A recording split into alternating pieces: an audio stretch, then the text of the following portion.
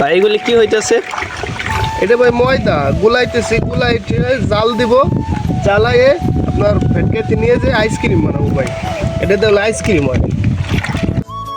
তো guys follow করেন, ভিডিওটা দেখতে থাকেন। আসলেই কি এগুলো দিয়ে কি আইসক্রিম হবে? ভিডিওটা ফলো করেন। তো গাইস ফলো করতে থাকেন। এখানে গরম পানির মধ্যে ঢেলে দিল ময়দাগুলো আনো, সাথে আছে দুধ।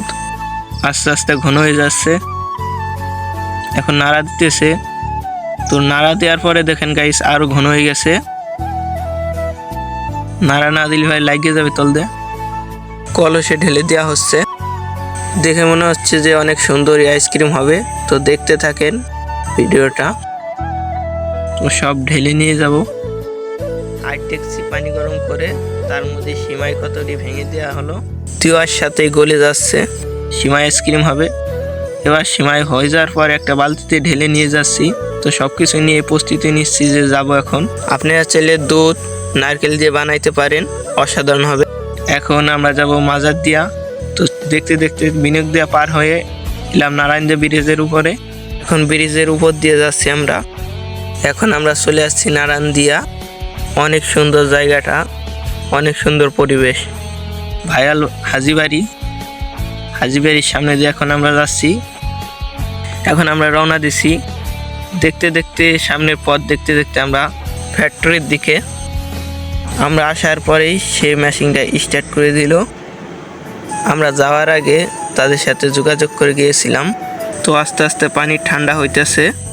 তো এইদিকে সব কিছু ভাজান কুজান হইতেছে। এর মধ্যে অনেক কিছুই দিয়েছে, চিনি, কিশমিশ, লবঙ্গ, এলাচ। এখন যে সিমাইয়ের আইসক্রিমটা হবে তার মধ্যে সব কিছু দিয়ে ভাজাইতেছে।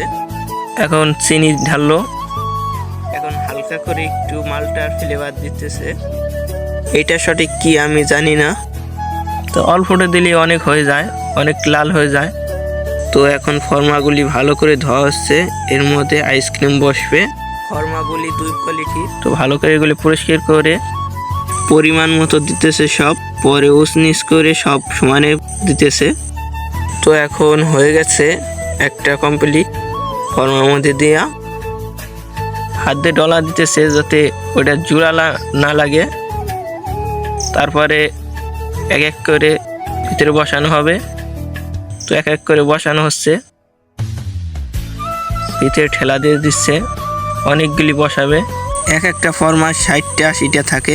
তারপর এক এক করে সব কিছু বসায় সবগুলো সব করার জায়গা করে নিতেছে সব করার জন্য। তো এখন সব ঠিকঠাক করে বসিয়ে দিলে এক এক করে 60টা। তো কিছুক্ষণ পরে এগুলো আস্তে আস্তে জমে যাবে, তারপরে কাঠি দেওয়া হবে। এখন সব কিছু গোছাইয়া এক জায়গায় করতেছে যাতে হারিয়ে না যায়। তো এক করে সব পাশে থুয়ে এখন ঢাকনা দিয়ে ঢেকে দিল।